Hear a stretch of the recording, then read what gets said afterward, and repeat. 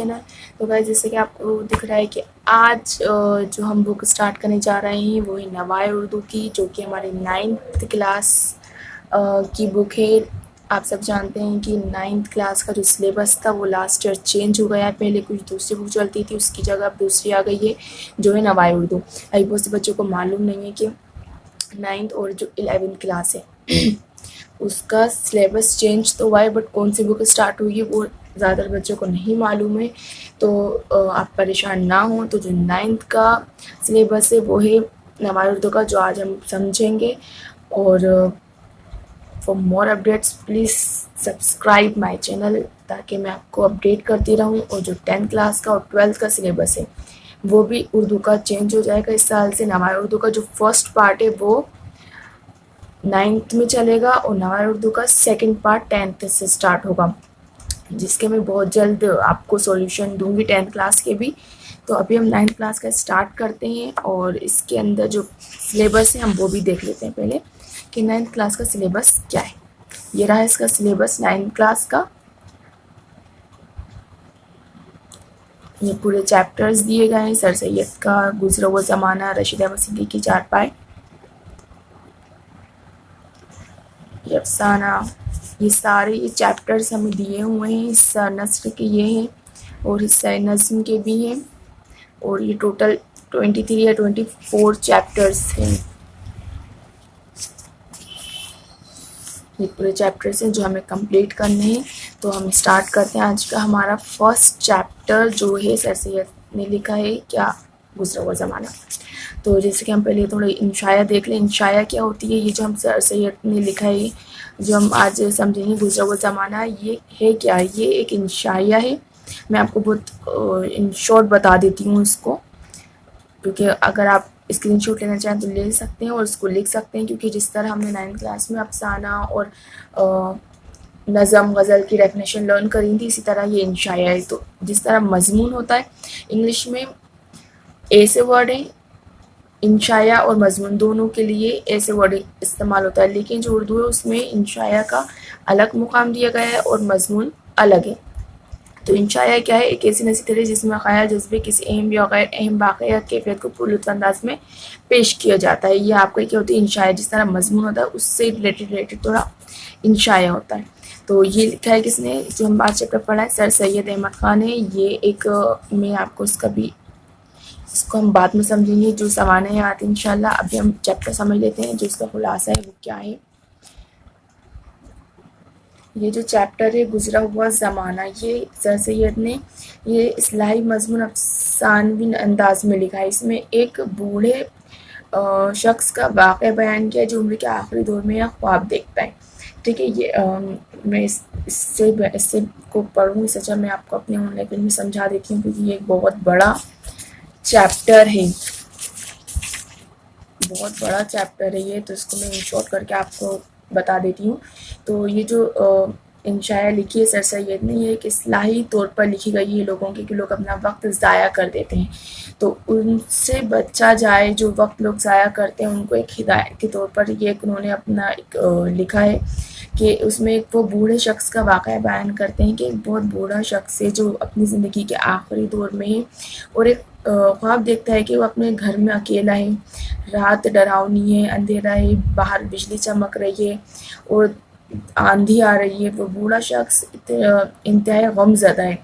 اس بات کا غم نہیں کہ وہ اب بوڑھا ہو چکا ہے، بلکہ اس کو یہ غم ہے کہ اس کو اپنا گزرا ہوا زمانہ یاد آ رہا ہے کہ اس نے کس طرح اپنی زندگی گزار دی. اپنا اتنا قیمتی جو وقت تھا اس نے اپنا سارا قیمتی وقت ضائع کر دیا فالتو کے کاموں میں، اور اس نے کچھ بھی اچھا کام نہیں کیا. یہ ہوتا ہے نا کہ ہم جب وقت گزر جاتا ہے تو اس کی اہمیت پتہ چلتی ہے کہیں نہ کہیں، تو پھر ہمیں افسوس بھی ہوتا ہے. اگر ہم نے اس وقت کو یوز کر لیا ہوتا تو ہمیں افسوس نہیں ہوتا، لیکن اگر ہم نے اس وقت کو ویسٹ کر دیا ہوتا ہے کہیں نہ کہیں ہم جا کے بہت افسوس ہوتا ہے کہ ہمارا وہ وقت ضائع چلا گیا، کاش ہم نے کچھ اچھا کام کر لیا ہوتا. تو یہ جو اسٹوری ہے یہ بھی ایسے شخص کے بارے میں ہے جس نے اپنی پوری زندگی ایسے خراب کر دی اور کچھ اچھا کام نہیں کرا کہ نیک کام کرا ہو کہ جس سے کہ اس کو ابھی سکون ملے سوچ کر کہ ہاں میں نے اللہ کی راہ میں یہ کام کیے، میں نے قوم کے لیے یہ کام کیا، میں نے یہ نیکی کری. کیونکہ کہتے ہیں کہ نیکی ہمیشہ زندہ رہنے والی چیز ہوتی ہے. آپ نے اگر نیک کام کیا تو وہ چیز ہمیشہ زندہ رہے گی.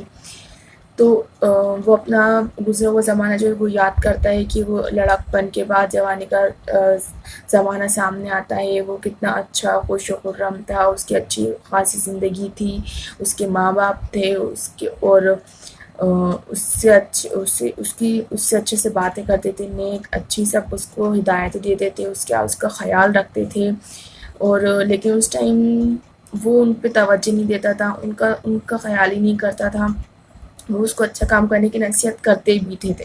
تو وہ کہتا تھا کہ ابھی بہت وقت ہے، میں کر لوں گا، میں ابھی نہیں کر رہا. ایسے ہی وقت گزرتا چلا گیا، اور اس بوڑھے کو یہ جان کر افسوس ہو رہا ہے کہ سارا وقت یہ کہہ کر ضائع کیا اس نے کہ ابھی وقت ہے. اس کے پیرنٹس کہتے تھے کہ بیٹا یہ کام کر لو، اچھے کاموں کی نصیحت کرتے تھے، لیکن وہ یہ کہتا تھا کہ ابھی بہت وقت ہے، میں ابھی نہیں کرا، میں بعد میں کر لوں گا، ابھی تو وقت ہے. اور یہ کہہ کر اس کو سارا وقت نکلتا چلا گیا. یہ بوڑھا گھبرا کر اپنی جگہ سے اٹھتا ہے اور کھڑکی کھول کر باہر دیکھتا ہے. باہر دیکھتے تو آسمان صاف رہتے ہیں، تارے نکل آئے تھے، اندھیرا بھی کچھ کم ہو چکا تھا. تبھی آسمان کے بیچ میں ایک روشنی دکھائی دیتی اس کو، اور دیکھتے ہی دیکھتے ایک خوبصورت دلہن اس کے قریب آ گئی. بوڑھے نے پوچھا تم کون ہو؟ تو وہ کہتی ہے میں ہمیشہ رہنے والی نیکی ہوں. بوڑھے نے پھر سوال کیا کہ تمہیں کس طرح حاصل کیا جا سکتا ہے؟ کہ میں بھی چاہتا ہوں کہ میں بھی کچھ نیک کام کروں جو ہمیشہ زندہ رہے. تو اس نے کہا جو انسان کی بھلائی اور بہتری کے کام کرے یا نیکیاں کبھی ضائع نہیں ہوتی. جو انسان نیک کام کرتا ہے اس کی نیکیاں کبھی بھی ضائع نہیں ہوتی، وہ ہمیشہ زندہ رہتی ہیں. اور موت ان سب کو ختم کر دیتی. انسان کو انسان کی بھلائی اور ملک و قوم کی بہتری کے لیے دل و جان سے کوشش کرتے رہنا چاہیے. اتنا کہہ کر وہ چلی گئی. اب بوڑھی شخص اپنی جگہ واپس آیا، اور اب وہ اپنے کاموں سے اس کی باتوں کو تول رہا تھا. کیا میں نے کچھ نیک کام کیا؟ کیا میں نے کچھ اچھا کام کیا؟ اتنے میں اس نے سرد آہ بھری اور وہ بے ہوش ہو گیا. اب یہ آپ نے سمجھا کہ وہ بزرگ انسان وہ جو تھا وہ کتنا افسوس میں تھا. اب اس کی آنکھ کھلتی ہے. اب وہ بے ہوش ہو گیا تھا، اس کی آنکھ کھلی تو اس نے دیکھا کہ اس کے سامنے اس کی ماں بیٹھی ہے، اور جو پوچھ رہی ہے، پریشان ہو رہی ہے کہ بیٹا کیا ہو گیا، اٹھو. جب اٹھ کے دیکھتا ہے تو اس کو پتہ چلتا ہے کہ وہ ابھی بھی بچہ ہی، اور اس نے ایک خواب دیکھا تھا. اور اس نے یہ سارا واقعہ اپنی ماں کو بتایا. تو ان کی ماں نے کہا کہ بیٹا اب تمہیں دھیان رکھنا ہے اور اس بوڑھے آدمی کی طرح نہیں بننا ہے، ہمیشہ اچھے کام کرنا ہے تاکہ تمہاری نیکی بھی ہمیشہ زندہ رہے. تو یہ ایک بہت اچھا واقعہ تھا جو ہم نے پڑھا، اور ایک بہت نصیحت آموز واقعہ تھا. تو ان شارٹ کر کے ہم نے اس کو سمجھا.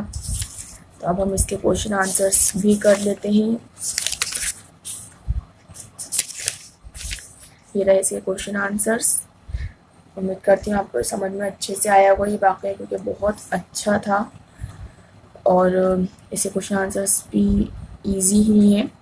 اگر آپ کو کچھ بھی ڈاؤٹ ہے تو آپ کمنٹ باکس میں میسج کر کے مجھے بتا سکتے ہیں. ویڈیو لمبی ہو سکتی ہے کیونکہ ایکسپلین بھی میں اور کوشچن آنسرس بھی میں ایک ہی ویڈیو میں کر رہی ہوں. تو اگر آپ کو کچھ بھی ڈاؤٹ ہے تو آپ کمنٹ باکس میں میسج کر کے پوچھ سکتے ہیں. اور اگر آپ نے ابھی میرا چینل سبسکرائب نہیں کیا ہے تو پلیز سبسکرائب اٹ اور کلک بیل آئیکن آلسو، تاکہ جو بھی اپڈیٹس ہیں میں آپ کو اس سے آگاہ کرتی رہوں.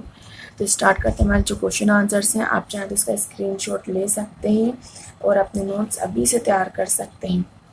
فرسٹ کوشچن ہے، بوڑھا اپنی جوانی کے زمانے کو کن لفظوں میں یاد کرتا ہے؟ تو سرخ سفید چہرہ، سرول ڈیل، بھرا بھرا بدن، رسیلی آنکھیں، موتی کی لڑی سے دانت، امنگ سے بھرا دل،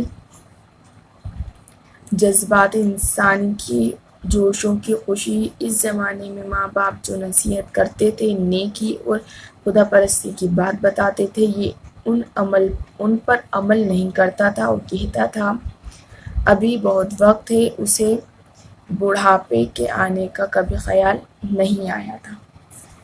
سیکنڈ کوشچن ہے، سر سید نے برس کی آخری رات کا ذکر کس طرح کیا ہے؟ رات ڈراؤنی اور اندھیری تھی، گھٹا چھا رہی تھی، بجلی تڑپ تڑپ کر کڑکتی تھی، آندھی بڑے زور سے چل رہی تھی۔ ایک بڈھا گھر میں اکیلا بیٹھا تھا اور اپنے پچھلے زمانے کو یاد کر کے غمگین اداس تھا، آنکھوں سے آنسو بہہ رہے تھے۔ تھرڈ کوشچن ہے، بوڑھے کو جو خوبصورت دلہن نظر آتی، اس سے مصنف کی کیا مراد ہے؟ اس سے مراد ہمیشہ رہنے والی نیکی، یعنی انسانوں اور قوم کی بھلائی اور بہتری کے کام ہے۔ فورتھ کوشچن ہے، ماں نے لڑکے کو کیا نصیحت کی؟ ماں نے لڑکے کو یہ نصیحت کی کہ بیٹا تو ایسا مت کر جیسا اس پشیمان بڈھے نے کیا، بلکہ ایسا کر جیسا تیری دلہن نے تجھ سے کہا۔ کوشچن نمبر 5 ہے، آخری پیراگراف میں سر سید نے قوم کے نوجوانوں کو کیا نصیحت کی ہے؟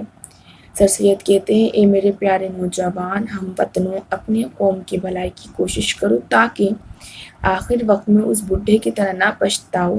ہمارا زمانہ تو آخری ہے، اب خدا سے یہ دعا ہے کہ کوئی نوجوان اٹھے اور اپنی قوم کی بھلائی میں کوشش کرے۔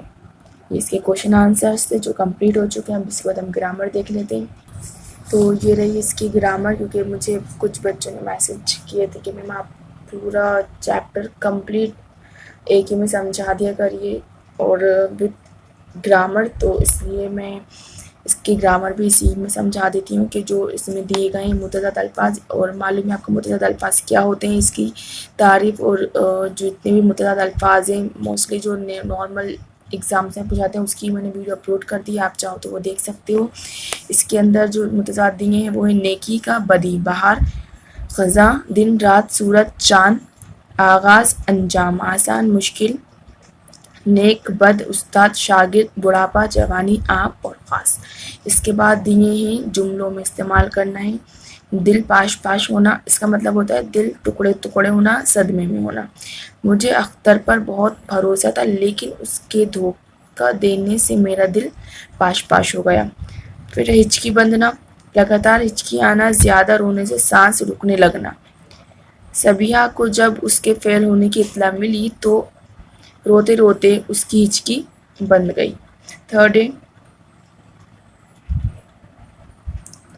ٹکٹکی باندھ کر دیکھنا، کسی کی طرف برابر دیکھے جانا، پلک جھپکائے بغیر دیکھتے رہنا۔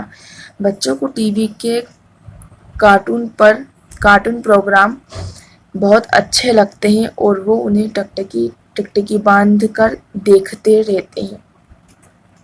پھر اس کے بعد ہے اندھیرا، زندگی، آشنا، جوبن، کھڑکی، بادل میں سے مذکر اور مؤنث الگ کرنا ہے۔ تو اندھیرا مذکر ہے، مؤنث زندگی، آشنا مذکر ہے اور کھڑکی مؤنث۔ تو یہ کمپلیٹ چیپٹر تھا، ابھی بس تھوڑا سا ہو رہ گیا ہے۔ اب اس کے بعد بادل مذکر ہے، بجلی مؤنث ہے، جوبن مذکر ہے اور گھٹا مؤنث ہے۔ تو یہ ہمارا جو فرسٹ چیپٹر تھا گزرا ہوا زمانہ، یہ کمپلیٹ ہمارا سولو ہو چکا ہے۔ اب آپ اس کے نوٹس تیار کر سکتے ہیں، اور اگر آپ کو کچھ بھی ڈاؤٹ ہے تو آپ کمنٹ باکس میں میسج کر کے مجھے بتا سکتے ہیں۔ انشاءاللہ ہم جو سیکنڈ چیپٹر ہے اس کا نیکسٹ ویڈیو میں اس کو سمجھیں گے اور اس کے سولوشن سے میں اپلوڈ کروں گی۔ میں پھر سے کہتی ہوں، اگر آپ نے میرا چینل سبسکرائب نہیں کیا تو please guys subscribe it, like بھی ضرور کریے گا اور click bell icon also. Thank you.